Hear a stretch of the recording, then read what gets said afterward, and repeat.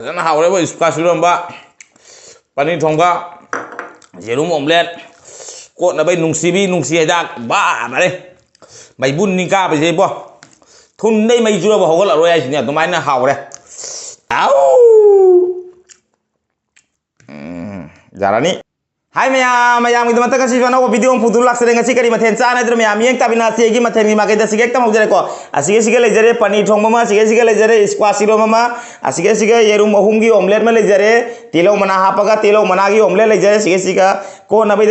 लेजरे तिलौ मना लेजरे नुंसी हिदाक लेजरे नुंसीबी नुंसी हिदाक लेजरे असनी मथें से ma'am चाब हौनब तौजरगे चाब हौदी ma'am की इसे मचा लानथोजर मैम यें ताबीनासी इसेबू लेट्स गो बेबी की माकईदा चलो चलो पुकनिंग तेन के नाकता हाइजरूचो नोजरूचो नुंसी फोंदोगलुरो चलो चलो पुकनिंग तेन के नाकता हाइजरूचो नोजरूचो नुंसी फोंदोगलुरो चलो चलो तेन के नाकता मैम साहब हौनबे तोरके लेट्स गो बेबी किकिट याव तौजरगे खुट्टी हाम लाक्सरे मे कम चाब हौजरगेको ngasi पुखम जुपलक्तरे सिगे दुम थमजरगे तिलो केनो जे रुम बुरा खरा इंगन थमजरगे असिगे तिलो मना थमजरगे नुंसी हिदाक सिगे लेजरे नुंसीबी नुंसी हिदाक असे जाथरगा ngasiदी तेन के काहाइदो यौजरगे चाब एकदम हौजरगेको चाकला में जाम थेंगे ngasiदी मिगोंदा हाइ हाइरिंगे मैम खलमनी मचिन जाम थीरे आइसेना असेंबनी नुमिदांगी पुंग अहुम तारे ngasi कनाजु खंगोय अदोदी एकदम पनीर थोंबजी हौजरगे जंगदु पनीर पीस असौ असौबनी साथरगे अइना येंबिरो नखोइना हौजरगे बेबी ब्लोकी किकेट याव अदोदी मैम चाब हौनबे तोरगे लेट्स गो बेबी ब्लोकी किकेट याव तौजरगे अहाम सखोम सेदी बेबी ब्लोकी खयादा बुलाउं चंगल लगे नत्रो जारानी अदुरी मैम चाब हौनबे तोरगे लेट्स गो बेबी ब्लोकी किकेट याव तौजरगे अहाम सखोम सेदी बेबी ब्लोकी खयादा बूट लाउं चंगल लगे ने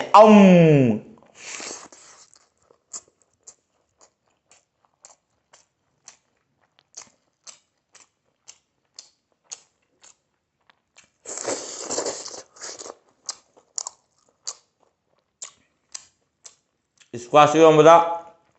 नुंसी हिदाक खोपसदी बो पुंसी चुप दुम नुंसी लेगदो मालिबो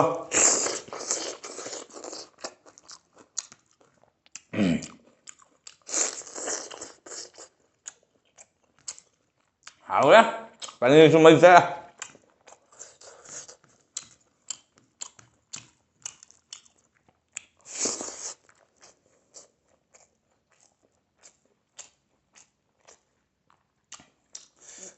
नुंसी हिदाक से खंगदो मिजा मनी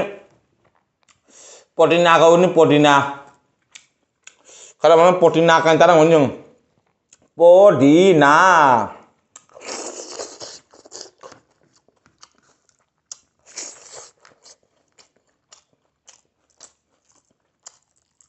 पनीर पीस असौबदु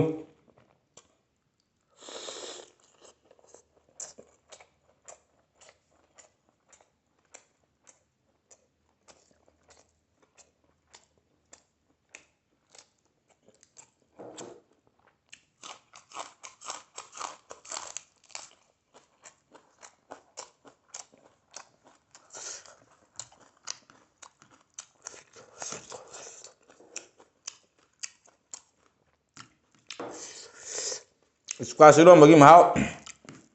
लकोक्रे मैम तम अहानबने स्क्वाश इरोमबसे आइगी पुंसीदा चमथोंग चमबुट मैम मैम चारे गाना चारे इरोमबा हामबा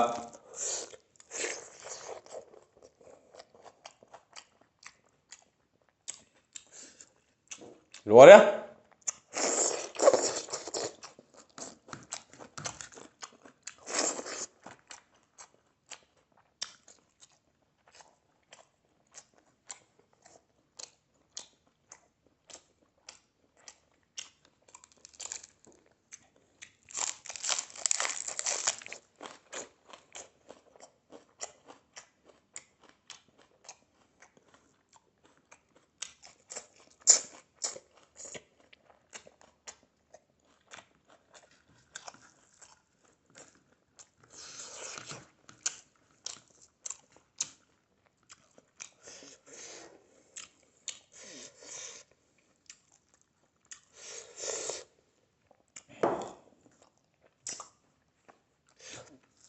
ꯄꯣꯗꯤꯅꯥ ꯀꯣꯠꯂꯒ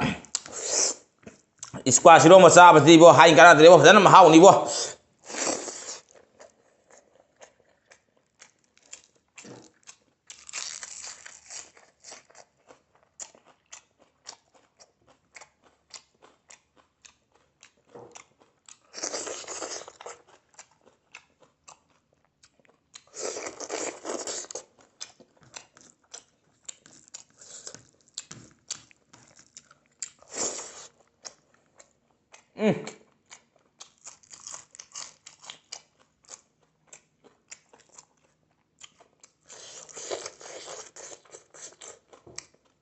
ꯆꯥꯔ ꯍꯧꯒꯠꯂꯛꯏꯕꯣ ꯑꯩꯒꯤ ꯄꯅꯤꯔ ꯊꯣꯡꯕꯁꯦꯕꯣ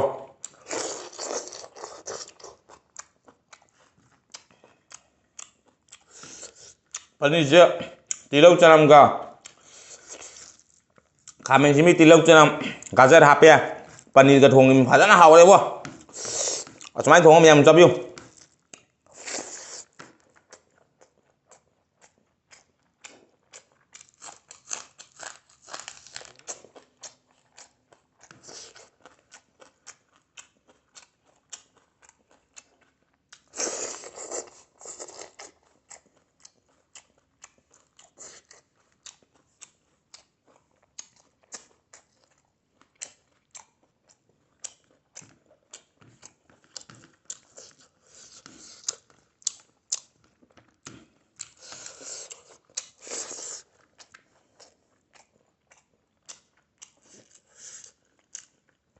जेरुम होबरा खरा होखरे दु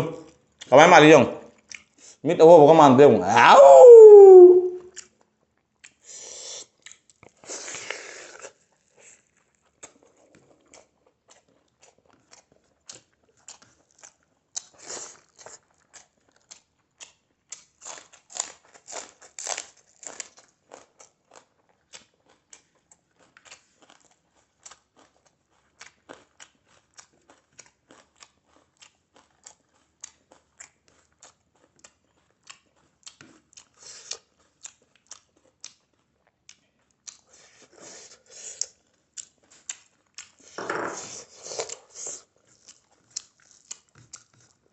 Padahal mai jale bo ngasi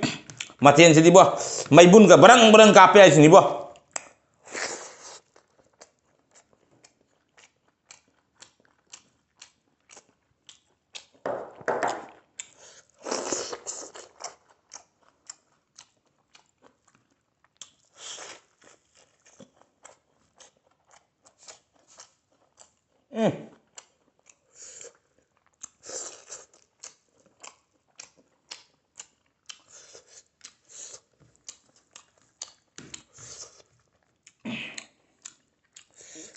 Padahal haure bo ispa suramba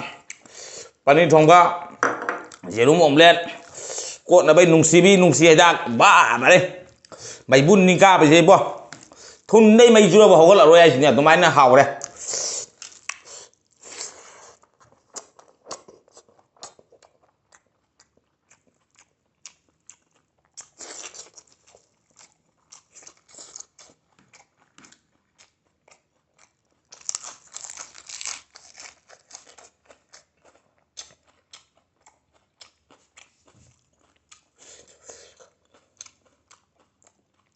sao ra paneer mà trung dùng ốc cái mặn mình ốc đây là phải nó nồng nặng ngâu để sạc cà nó bên ngâu được anh hồng chả kìa ốc mà tung nhanh khăn biêu mày ăn nó ốc anh đi ốc chăn đây quả mày ăn nó ốc mà tung nhanh khăn biêu paneer xếp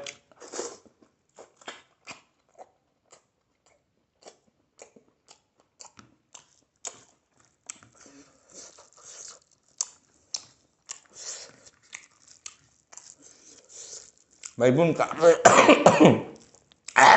cây nó luộc đi chứ bu tiên kia rồi đại nghĩa sa mã lý he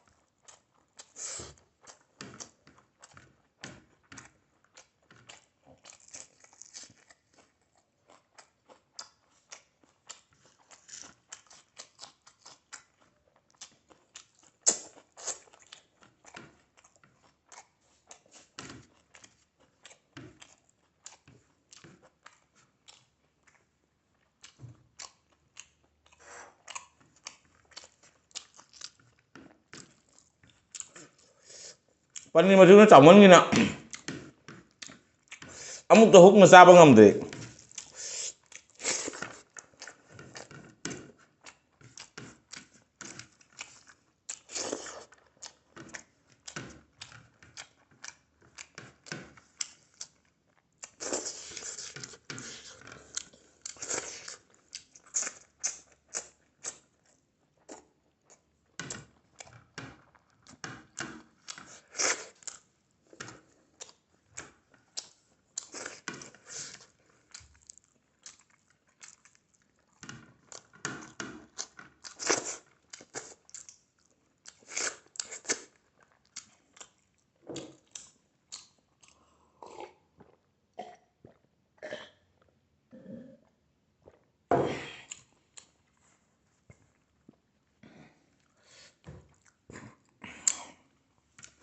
Sao bây giờ rồi mày em dùng đu lồi đi